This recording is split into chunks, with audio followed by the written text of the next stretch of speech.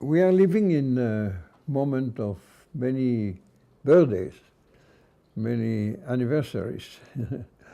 uh, 50 years of the death of Cardinal Cardijn, almost 100 years since the foundation of the YCW, the Young Christian Workers, and practically, yes, 100 years of since the beginning of the work of Joseph Cardijn, sacerdote, joven sacerdote en Bruselas, con los jóvenes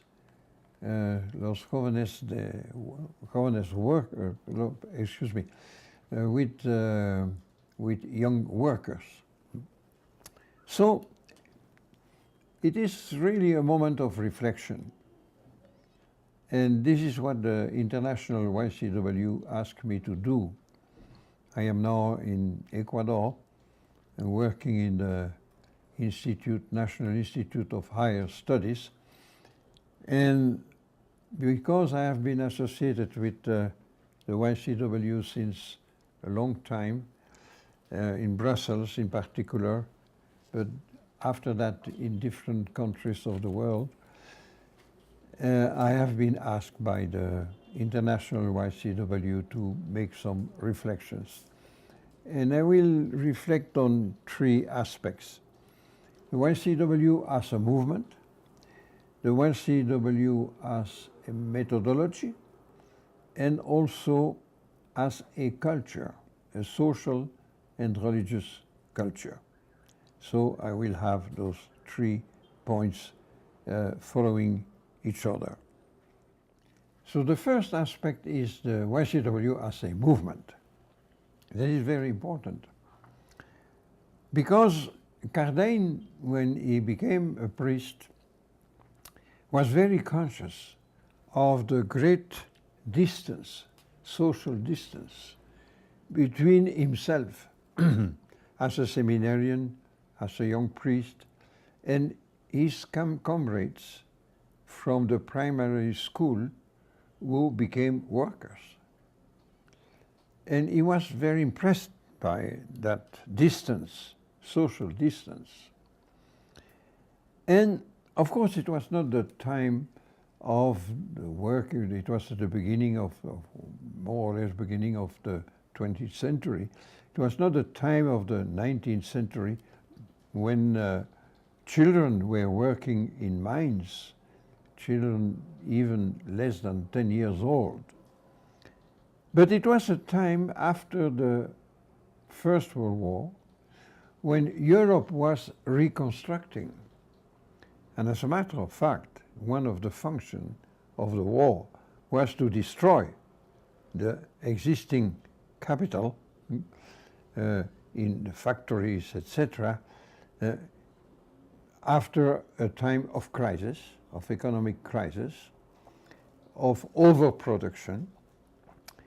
And so the destruction of the war was, of course, something quite functional for the continuity of the capitalist system. But the capitalist system in Europe, reconstructing Europe, of course, was using a working class and was really exploiting that working class for the recovery of the economy of Europe. And that was the time that Cardijn was living. A great exploitation of the working class, long hours of work, not only 8 hours like today, but 15 and 16 hours a day. Also young workers from 13, 14 years old on, and also work conditions which were very often extremely degrading and with very insufficient salaries to have a normal life. So, in this circumstance, Cardijn thought that it was necessary to develop a movement, a collective action of the young workers. Not only to make good works, to make works of charity, like generally in the churches, or to promote schools for poor children, or dispensaries for people who had no access to the institution of health, etc., but to have to create a movement, a collective action of a specific group in society, a group which was not only poor but oppressed. That means really a social class which was the social class used by the capital for its economic development. And so he came to the conclusion that it was necessary to organize the young workers. Not only to give a scholarship to intelligent boys of the working class to integrate themselves in the bourgeois class, not only to help them to integrate themselves in the elite, but to construct, to build a social force. So that was the first aspect.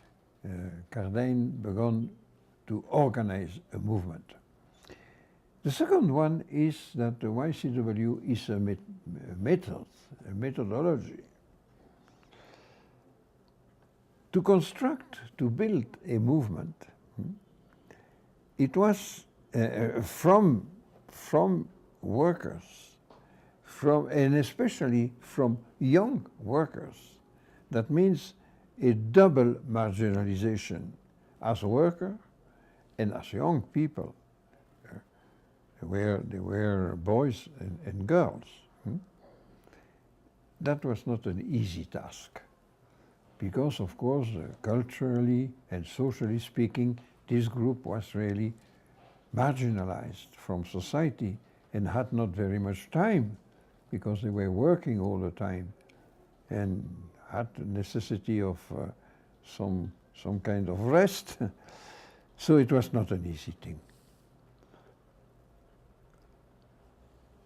Another aspect for the construction of the methodology for construct a movement by Cardijn was his preoccupation as a priest of the evangelization. He came to the conclusion that the working class saw the church, the Christian church, as an enemy, a class enemy, because it was so associated with the bourgeoisie.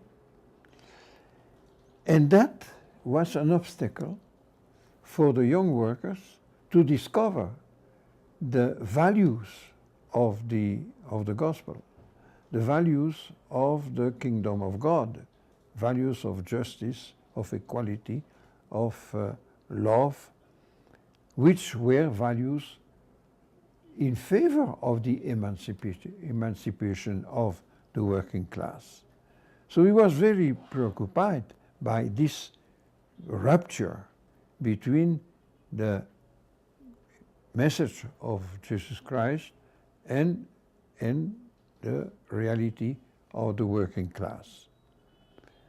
But also he was trained, Cardijn, in social science. He had a diploma of license in social science of the Catholic University of Louvain. And so he was intelligent enough to see that the church as an institution could be a base to build a movement, at least a base to help to build a movement. And that was not easy also because the institution was extremely conservative and general. And so because of the fact also that this institution was seen as a class enemy by the working class, it has been has been really a genial idea to use that institution to construct a movement of the young workers. Because the institution, being very conservative socially, was still the place where the Christian message was present. It has to be, because that is the main function of the church. It was to give this message of Jesus. And so even if there was a great distance between the aim to transmit that kind of message and the real institutional reality of the church as an institution, at least something was present. And that was the idea of Cardijn, to use that in order to be at the service of the construction of a movement of the young workers. Of course, he met many resistance. And happily, his perseverance, his power of conviction, and also the rightness of his analysis have helped to go over many obstacles within the church. But even more, his methodology was quite contrary to the classical methodology of the church, the pastoral methodology of the church, because the basis for the methodology of Cardijn was to start with reality, to look at reality, in order to, after that, try to understand the causes, the why, and finally to orientate an action.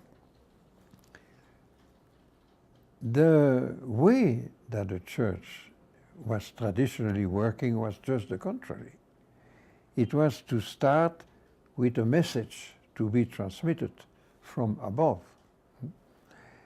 to also to partake the truth which was given from up, and also to have an institution to reproduce that kind of practice. So the traditional pastoral work of the church was from above to below, and the new perspective developed by Cardijn was to start with below and then go up. So of course this was also a problem within the institution, because it was quite contrary to the traditional practice of the church. And of course this practice of the church was very linked with the philosophy of the bourgeoisie considering itself as an elite which had to dominate and to orientate society. And so, in this sense, the bourgeois philosophical thinking was to start with an abstract thinking in order to go below. But the methodology of Cardijn was, as I said, totally opposed, and in this sense inspired by Marx, by the methodology of Marx. Marx said the philosophy is not only to analyze the world, but the philosopher has to help to change the world. And that was the same perspective as Cardijn, or because Marx lived before Cardijn, of Cardijn, similar to the thinking of Marx, which transformed the whole philosophy in order not to make it just an abstract word, but something very concrete. And from this point of view, Cardin developed also a new pedagogical instrument. Because the fact of believing in the potentiality of the people below meant that to believe that they have a knowledge. Because the other perspective is to believe that the people below don't know anything. And only the elite has to bring the illumination, the truth to the people below. But for him, no, it was the contrary.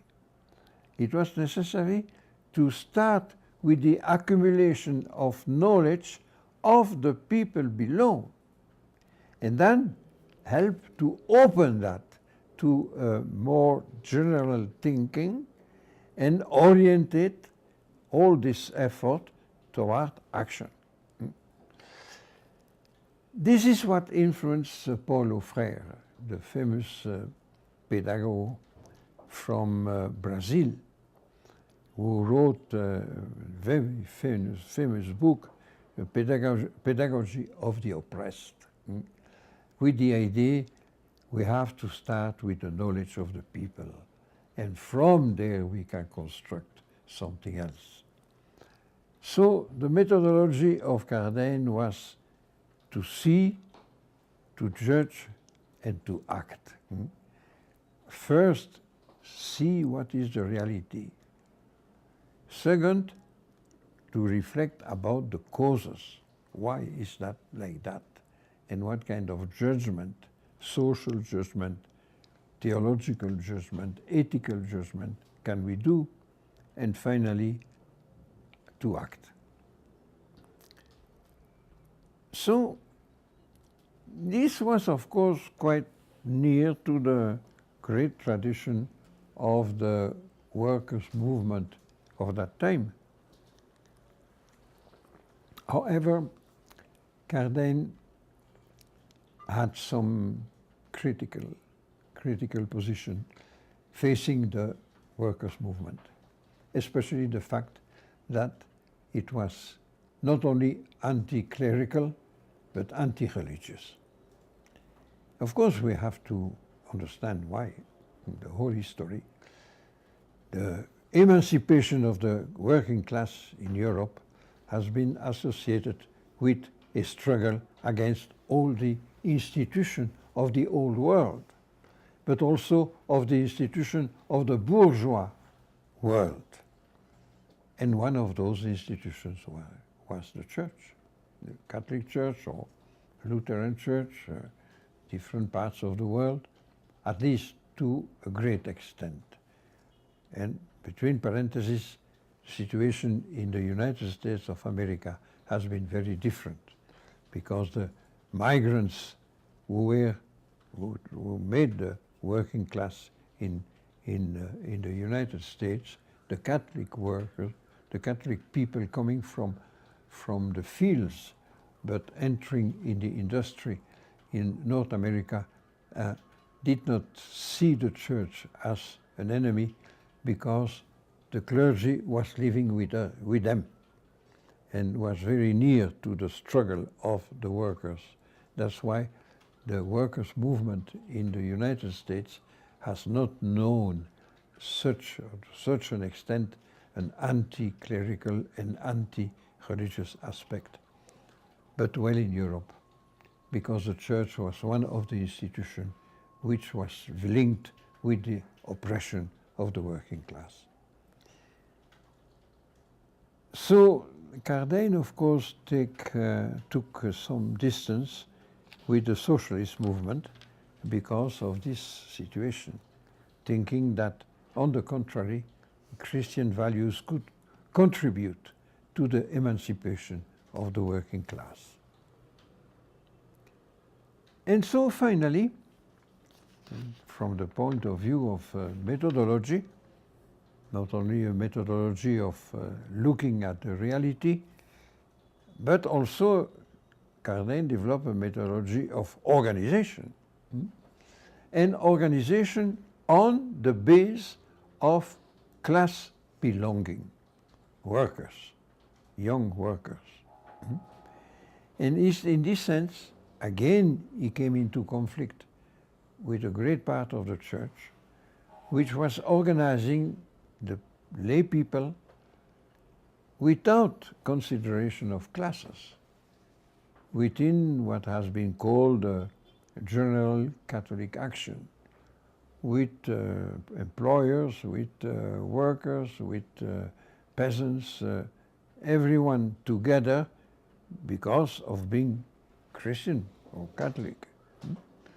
So that was a way of negating the existence of social classes.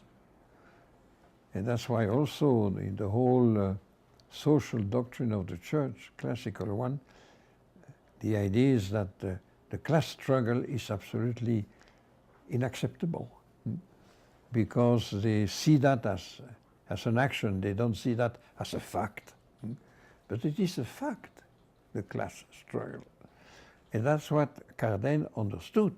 That's why he organized the workers, Christian workers, as workers. And happily, some of the bishops understood that. And he had the support even of Pope Pius XI. So he could continue his work. And finally, this movement was not only local in Brussels, became national and became international in different continents of the world. And finally, I think that we can say that the YCW has been also a culture, a social culture and a religious culture. That means a way of reading reality. First, a social culture. It has been at the origin of a part of the world workers' movement, a part where Christianity was present. And that was very important for the culture of the workers' movement in the world. And in this sense, of course, that was a real contribution to the international workers' movement. But we must also say that it has had some negative aspects. The fact of being part of the Christian family has brought some of the leaders of the YCW to enter in certain institutions, especially on the political field, where the class alliance was a necessity for religious reasons. I mean by that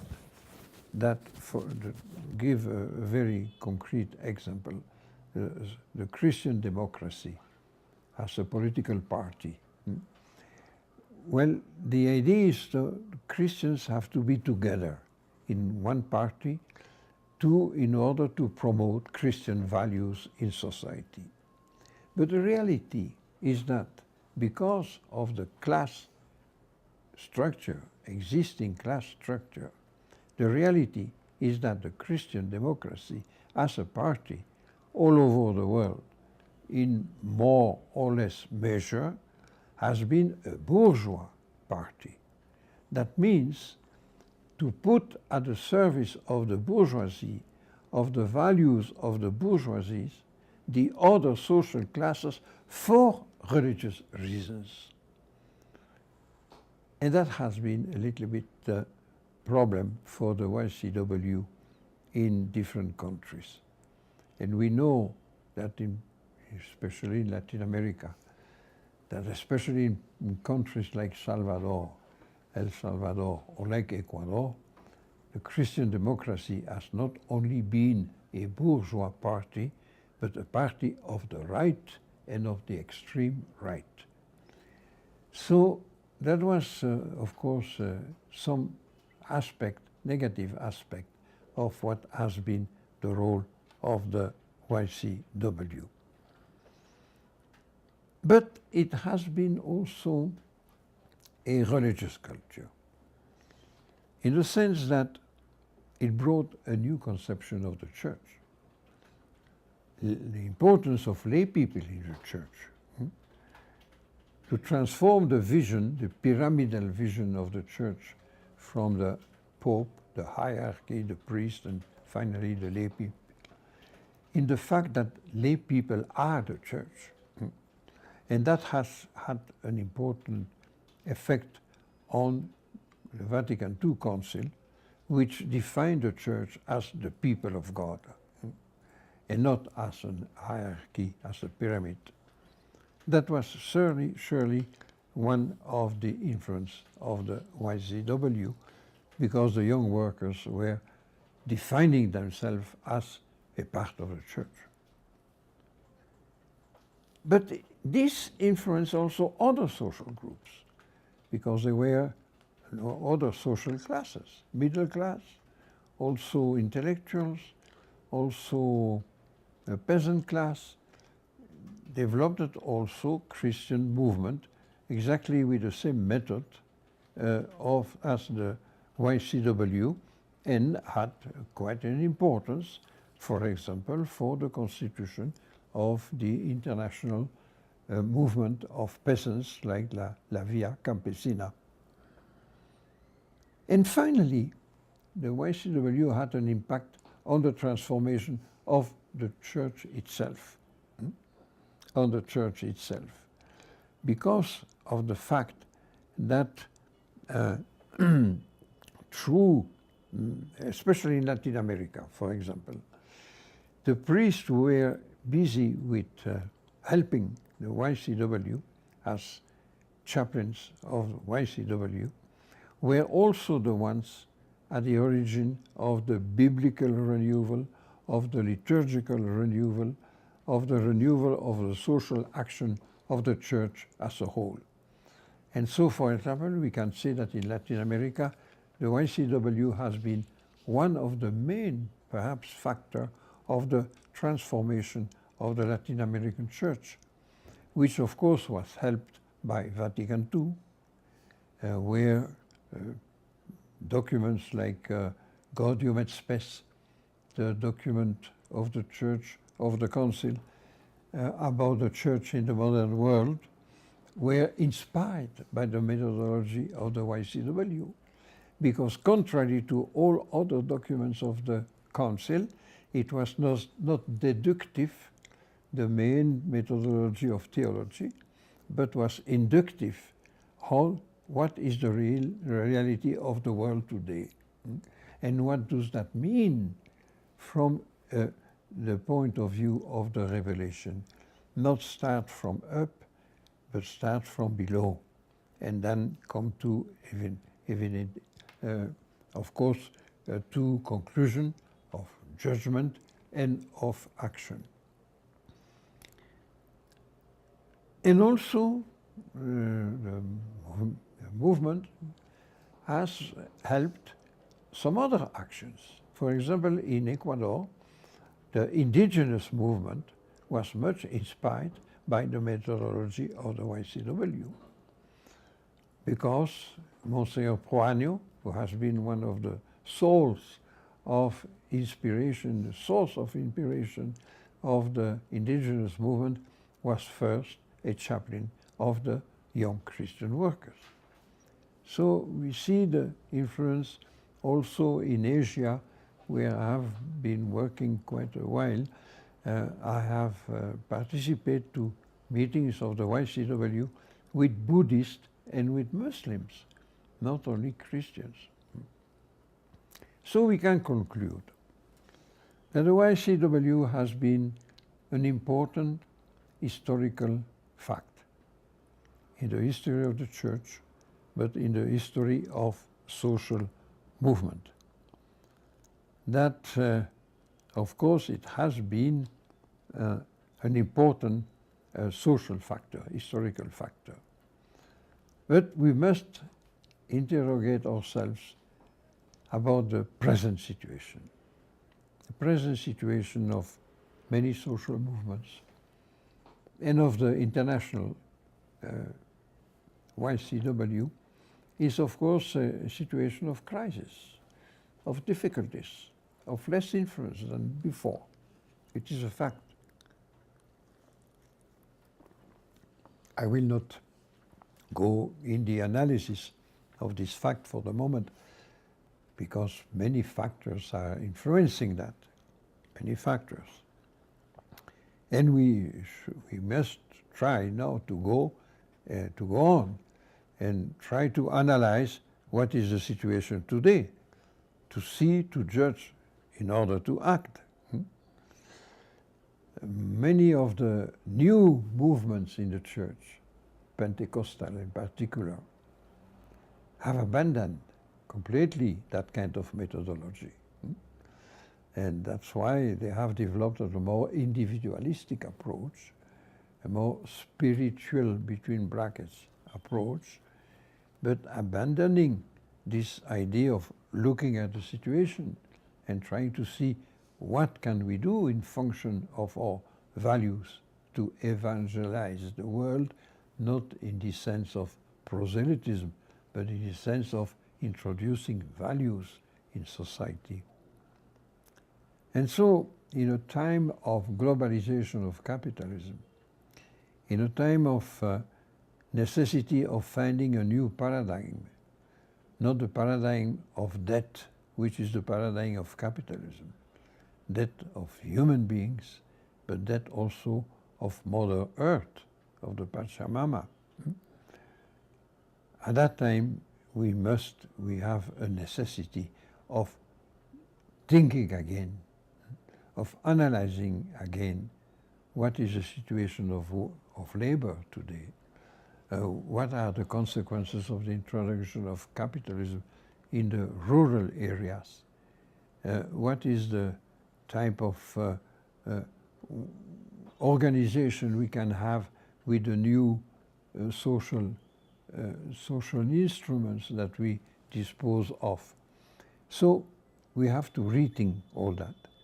And rethink in order, in the way of a theology of liberation, which has been also inspired by the YCW, and which has been also part of this history that we have to reconstruct, because during 30 years the theology of liberation has been really persecuted by the church itself.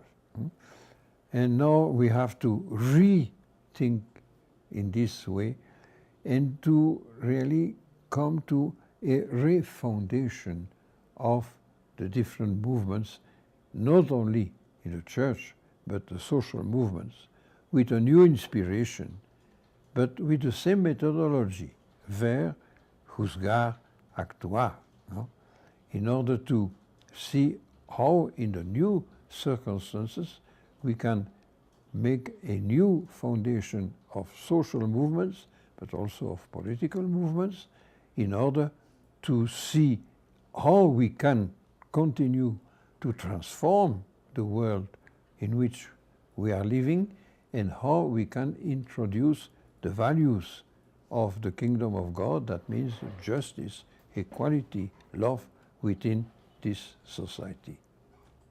Thank you very much.